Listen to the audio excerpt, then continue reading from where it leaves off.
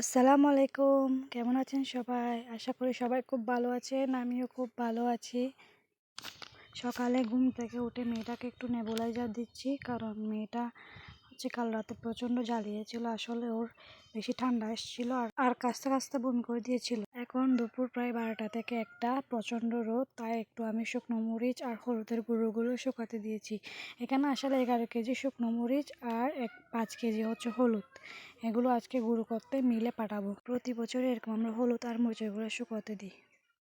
এই বাবা দেখুন, গাছ থেকে কি সুন্দর একটা পাকা আম পড়েছে। এই গাছটার আমগুলো না প্রচণ্ড মিষ্টি হয়, বাট এবছর একটু বেশি পোকা ধরেছে, কারণ হচ্ছে বেশি বৃষ্টি হয়নি তো তাই। যদি বৃষ্টি হতো অবশ্যই এমনটা হতো না। এই যে দেখুন, আমের বেশ অর্ধেক অংশ আমি পাইনি পোকা হওয়ার কারণে। আর আমটা এত বেশি মিষ্টি যে আপনি না খেলে বুঝতেই পারবেন না এটা যে কী লেভেলের মিষ্টি। দুপুরের পর আসছিলাম একটু নার্সারিতে কিছু গাছ নেব বলে, তাই এখন একটু ঢুকলাম বেকারি শপে কিছু খাবো বলে। এই যে দেখুন, এই গাছগুলো নিয়েছি। এটা হচ্ছে কৃষ্ণচূড়া গাছ, আর এর পাশেরটা হচ্ছে অ্যালোভেরা গাছ, আর এটির পাশেরটা হচ্ছে আপনার বাগান বিলাস, মানে যেটাকে আমরা কাগজ ফুল বলি। আল্লাহ দেখুন, গাছটার পাতাগুলো কেমন জানি হয়ে গিয়েছে, মনে হয় মারাই যাবে।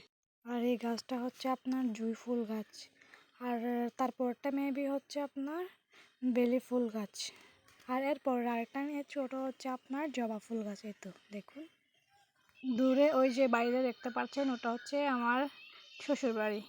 আর আমার শাশুড়ি বারবার করে বলছেন যে মেয়েটাকে একটু ঝাড়ফুঁক করাতে, তাহলে নাকি একটু বেটার ফিল করতে পারে। তাই আমি অন্য একটা পাহাড় যাচ্ছি মেয়েটাকে নিয়ে। অবশ্য মানুষ বলে না, ভক্তিতে মুক্তি, উনিও ওটাই বলছেন। উনি ভক্তি করেছেন বিদায় ওনার এতগুলো ছেলে মেয়ে আল্লাহর রহমতে বেঁচে আছেন। দূরে যে ওই ঝিরিটা দেখতে পাচ্ছেন, অনেকগুলো গাছগাছালির মধ্যে, ওখানেও কিন্তু অনেকগুলো ঘর আছে। আমি যদি কখনো ওখানে যাইতে পারি তাহলে অবশ্যই আপনাদেরকেও সঙ্গে নিয়ে যাব।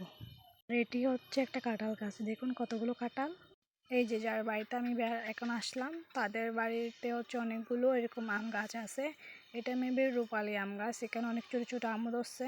এরপর আরেকটা গাছ আছে, আর ওগুলো তো হচ্ছে আপনার হিমসাগর ধরছে, হিমসাগর আম।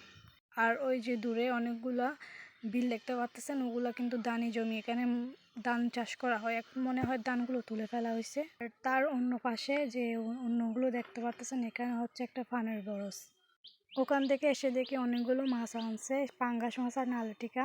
এখন ওগুলো রান্না করবো। এখানে এই যে দেখতে পাচ্ছেন চিংড়ি মাছ, এগুলোকে পুঁই শাক দিয়ে আলু দিয়ে সুন্দর করে চিংড়ি মাছ দিয়ে রান্না করা হবে, আর অন্য পাশে পাঙ্গাস মাছ রান্না করা হবে। ঠিক আছে, এখন রান্না করি। ভালো থাকবেন, সুস্থ থাকবেন, দেখা হবে পরের একটি ব্লগে। আসসালামু আলাইকুম।